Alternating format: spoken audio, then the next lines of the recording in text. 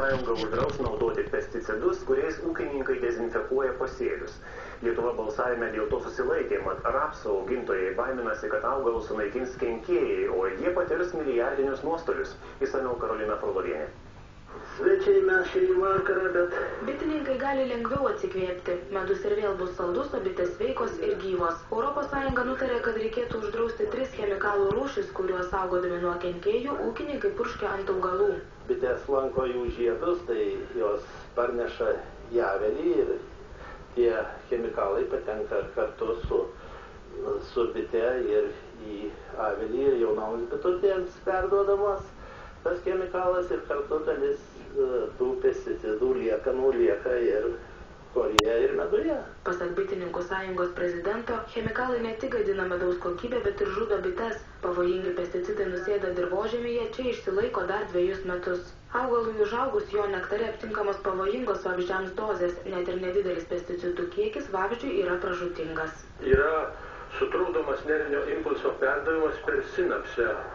Ir įdomu tai, kad šitas dalykas, pažeidimas, jisai galioja visoms gyvoms būtybėms.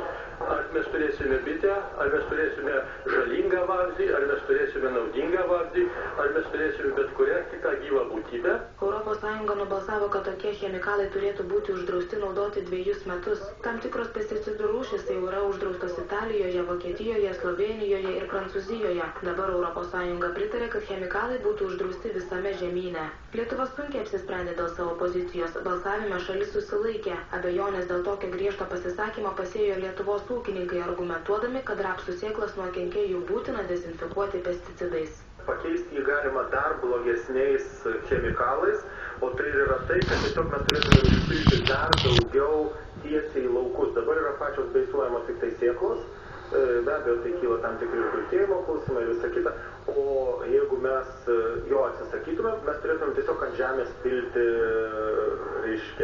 kitokius chemikalus, kas turbūt, manau, nebūtų geriau nei bitėm, nei visai kitai aplinkai, nes tada išbėgimai į vandenį. Pasak viceministro, kasmet ūkininkai iš rapsų auginimo uždirba apie 1 milijardą litų, todėl uždraudus ginklus su augalų kenkėjais Lietuva patirtų milžiniškų nuostolių. Jei Europos komisija patvirtins pesticidų draudimą, tai bus pirmasis pasaulyje atvejis, kai chemikalai draudžiami visame žemyne. Karolina Frolovienė, Martas Kalendra, Remigijus Pakėnas, Vilnius. Iš Mažeikių komisariato nuo policijos